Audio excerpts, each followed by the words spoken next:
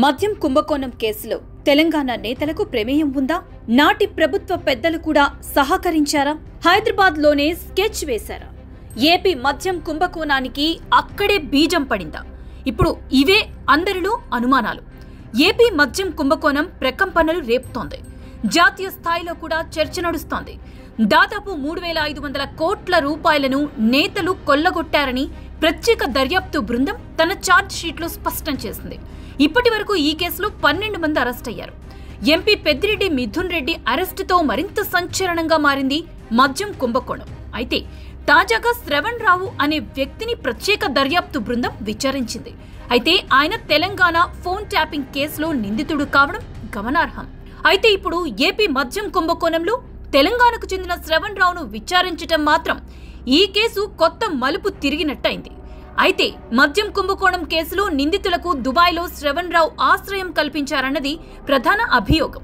ఈ అంశంపై విచారించేందుకే ఆయనకి నోటీసులు ఇచ్చినట్లు తెలుస్తోంది. దీంతో శ్రవణ్ రావు విజయవాడలోని సిట్ అధికారుల విచారణకు హాజరయ్యారు.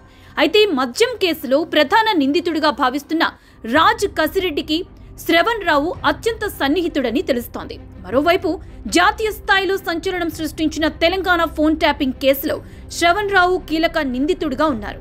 తెలంగాణలో ఫోన్ ట్యాపింగ్ కేసులో అప్పటి బీఆర్ఎస్ ప్రభుత్వం, ఏపీలో మద్యం కుంభకోణం కేసులో వైఎస్ఆర్ కాంగ్రెస్ ప్రభుత్వం కీలక పాత్ర పోషించినట్లు ఇప్పుడు ఆరోపణలొచ్చాయి. సరిగ్గా ఇదే సమయంలో ఫోన్ ట్యాపింగ్ కేసులో నిందితుడిగా ఉన్న శ్రవణ్ రావును ఏపీ మద్యం కుంభకోణం కేసులో విచారణ జరపడం అనేది మరింత చర్చకు దారితీస్తోంది. తప్పకుండా అప్పటి బీఆర్ఎస్ ప్రభుత్వ పెద్దల ఆదేశాల మేరకు కొంతమంది ఏపీ మద్యం కుంభకోణానికి సహకరించి ఉంటారన్న అనుమానాలు పెరుగుతున్నాయి. ఇదే అంశంపై టీడీపీ అనుకూల మీడియా పతాక స్థాయిలో కథనాలు రాస్తోంది. ఇవి ప్రజల్లోకి బలంగా వెళుతున్నాయి. ఏపీలో మద్యం కుంభకోణానికి సంబంధించి వ్యూహం మొత్తం హైదరాబాద్ నుంచి జరిగింది. హైదరాబాద్లో పలుమార్లు సిట్టింగులు కూడా జరిగాయని వైఎస్ఆర్ కాంగ్రెస్ పార్టీ మాజీ నేత విజయసాయిరెడ్డి సైతం వెల్లడించారు. కుంభకోణంలో ప్రధాన సూత్రధారి రాజ్ కసిరెడ్డి అని తేల్చేశారు.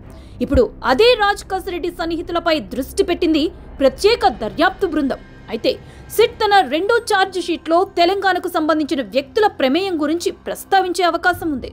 మొత్తానికైతే ఏపీ మద్యం కుంభకోణం తీగలాగితే తెలంగాణలో డొంక కదులుతుండటం విశేషం.